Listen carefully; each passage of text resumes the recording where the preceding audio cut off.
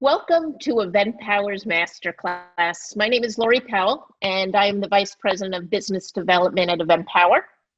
Today, we're focusing on strategies that we've developed to assist the industry as it's transitioning their events from live to virtual. The platform you are on right now is EventPower's virtual event experience. We're going to help pull back the curtain and help you understand what you need to know on how to produce a virtual or hybrid event. Please welcome some of my team members here at EventPower. Charla Warren, Vice President of Conference Services. Hi, Charla. Marnie Herron, Speaker Services Director. Marnie, good to see you. Courtney Witter, Senior Registration Manager, and our technology guru, Damian Grimm. Welcome, everybody. Charla, I'd like to kick it off with you. Talk to me a little bit as a project manager, meeting planner, what it's like comparing producing a live event versus hybrid or virtual. I think, Lori, one of the first things that when we're sitting down and starting to plan a virtual event with our clients is you have to have a complete mind shift. This is not a live event, and nor should you be planning a live event. So clear the slate and look at everything as a new idea and really focus on how you can engage your attendees. Nobody wants to sit at a computer from 8 a.m. to 5 p.m. They're going to lose their mind.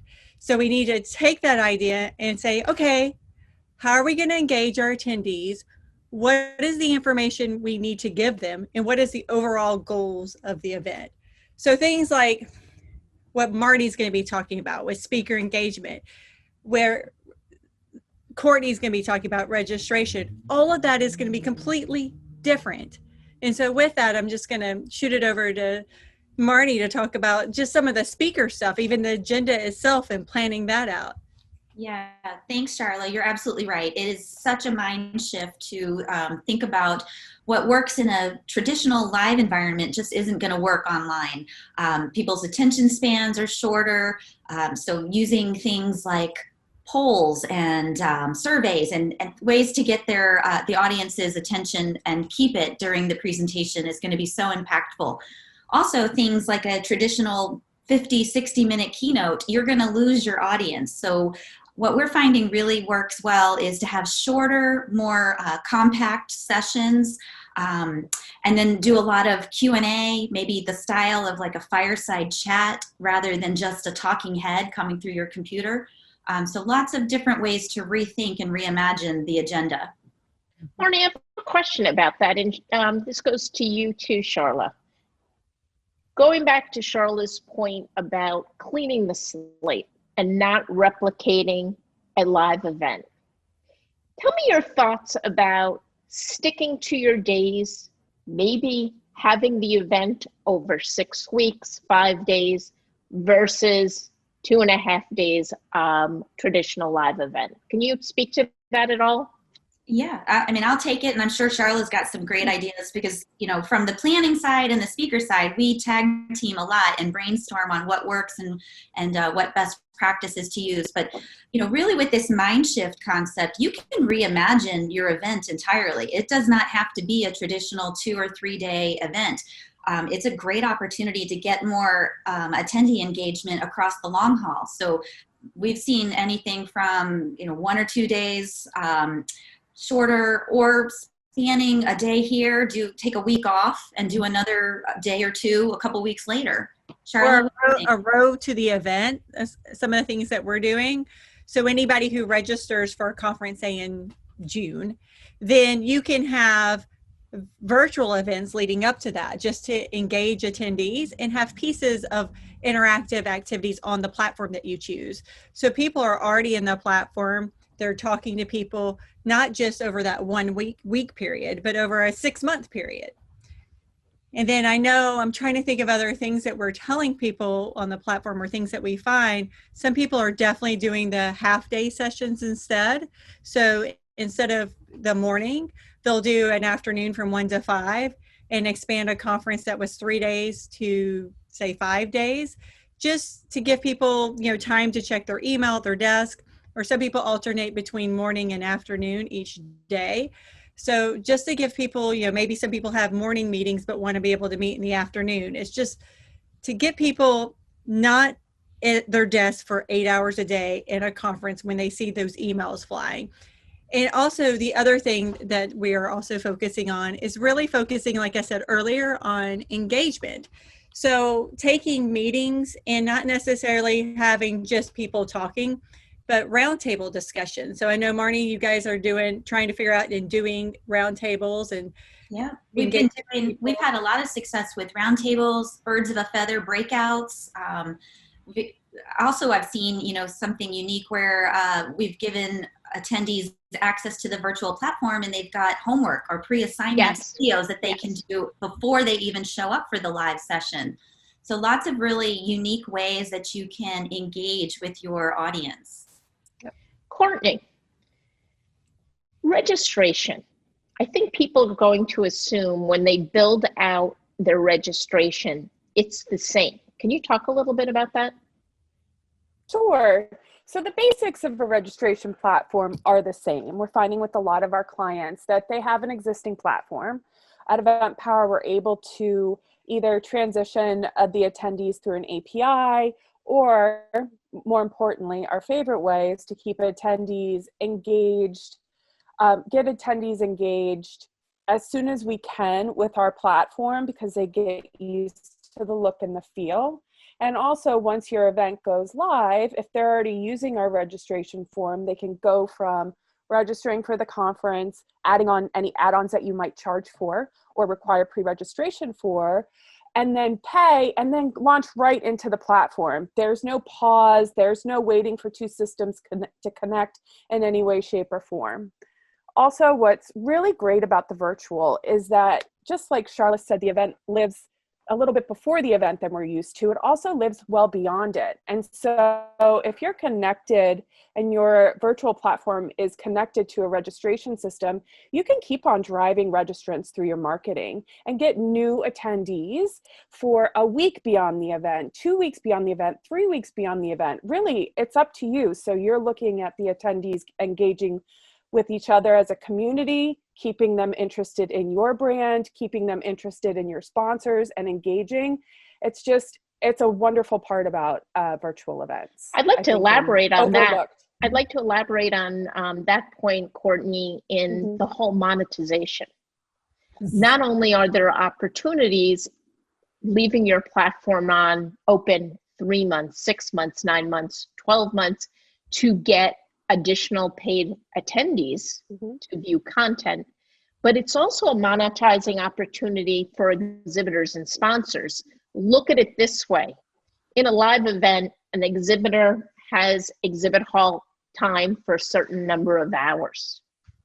In a virtual event, they can have their marketing videos, PDF documents available for as long as that event planner wants to. And that almost gives the event planner the leverage to charge more. Absolutely. Absolutely. There's no need to undervalue your event, whether it's through your attendee fees or your exhibitor and sponsorship dollars. There's no way you should not be undervaluing it at all. You're giving longer engagement, you're giving meaningful engagement, and in some ways it's not just somebody stopping by your booth to grab a pen. They're not there for tchotchke. They're there to watch a video, chat with you.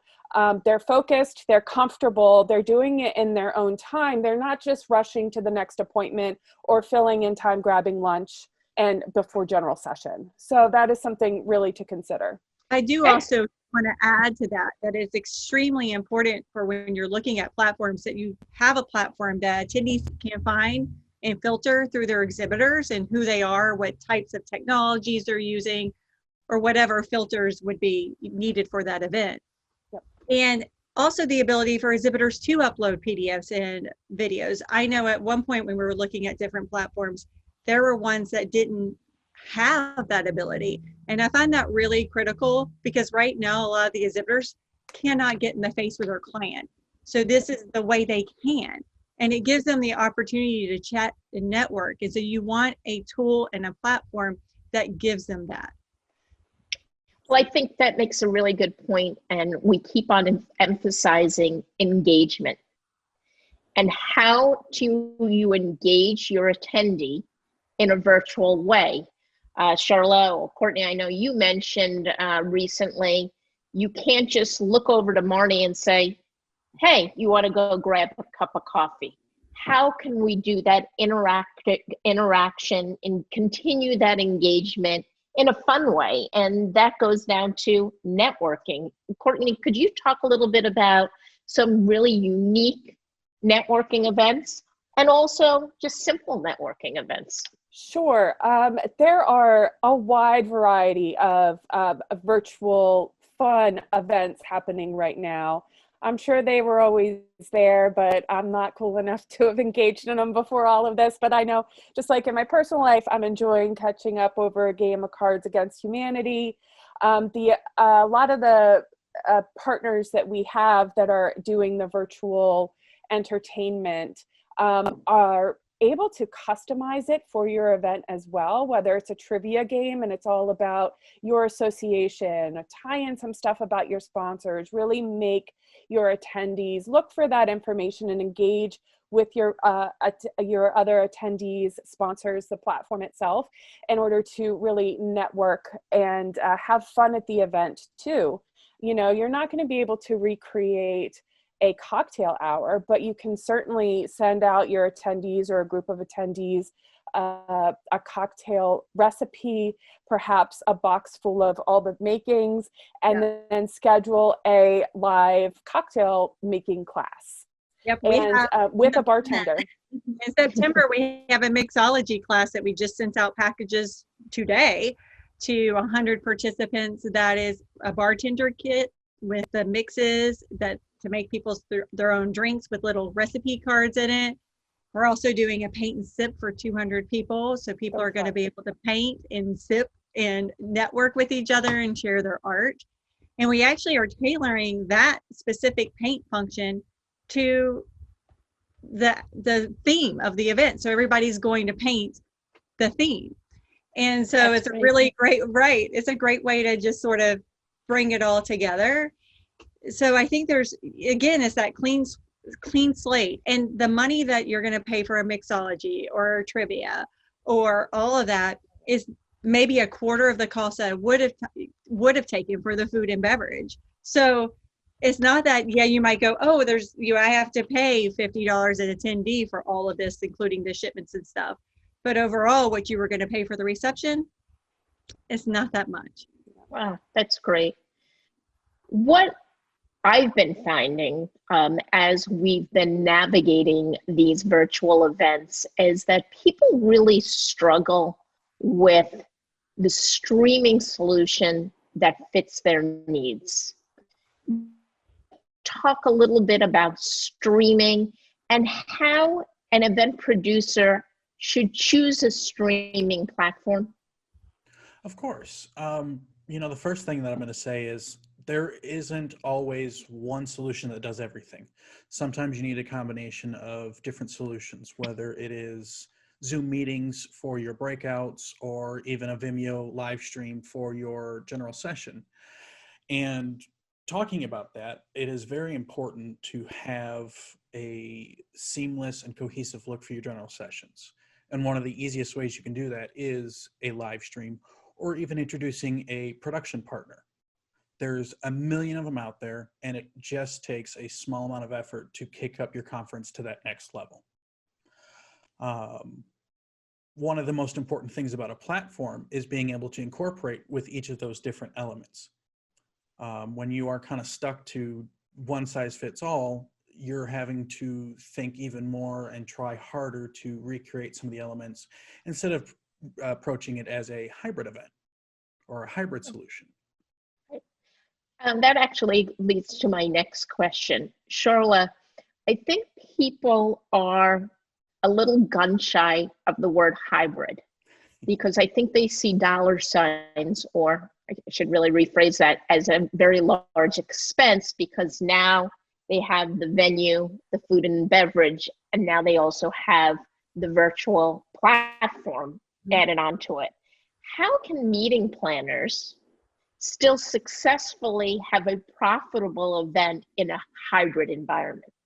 Well, I would say first, be proactive and have meetings with your facility or hotel that you're going to. So I have been having constant meetings with the different hotels and talk about your attendance and where it is and the attendees that won't be able to make the event, and start talking now about lowering your food and beverage, lowering your attrition numbers. So that way your costs aren't going up, and also work with them on internet, bringing those prices down. Right now, hotels are partners with you. Facilities are. They want to have live events regardless of the size. So if you have the conversations now, they're going to work with you, and you just have to treat them like a partner, and they're going to treat you like a partner back. And wouldn't you agree that if you go hybrid, you need a platform that is mobile friendly, so all attendees, whether virtual or live, have access to the same information? Absolutely. And a lot of times what we've been doing with our hybrid events is, as much as we love our mobile app partners, we've kind of are not using them as much as using the platform itself. It's responsive design, and it just makes it easier for people to have a one place to get everything. Great, great. I'm going to ask each of you a question and wanted to get your last kind of thoughts or and advice based on your specific roles here at EventPower. And that question is, what would be one piece of advice you would give about producing a virtual event? Courtney, I'm going to start with you with registration. What would your advice be with registration? With registration, it has to go back to the money and what I said before about monetizing your event appropriately. Do not assume that your attendees do not or will not pay for content. You should not decrease your registration fees in any way. They're saving their money on their plane trips and their expense account meals and their hotel rooms. So don't undervalue your content. You all have a lot to offer in terms of that. So that's my main takeaway from virtual events so far. Marnie, what about any advice when it comes to speakers, sessions, and the agenda? Yes, well, Courtney kind of stole my line, like, don't undervalue your content. Because in a virtual environment, you know, what your speakers are, or who your speakers are even, and the format is going to be so important. But I would say from a speaker side of things, really just get creative with your agenda, with your structuring the sessions, and then make sure that you are really setting your speakers up for success. You know, presenting to a computer, and even right now, like looking at the camera instead of away, like there's so many techniques that are just so unnatural. And you know, really hiring a speaker coach or a team like EventPower that can, you know, coach your speakers on not only the presentation style, but the technical aspects of how to navigate the streaming platform. So just really setting them up with the proper tools and preparing them and practicing, and then just show a little grace, because something may go wrong. It's technology. It's sometimes not perfect. Amen. And, you know, just roll with it. Damien, what about you? Honestly, adapt and overcome. With technology and everything that you're doing, be creative. If you're giving a presentation and you're in a dark room, grab a table lamp, put it in front of your computer, brighten your face up. Make it so that you're presenting yourself as clear as possible. Great. Charla, last words of advice as our Vice President of Meeting Planning and Conferences. I have two. One is, just to reiterate what Courtney and Marnie said, exhibitor sponsor revenue.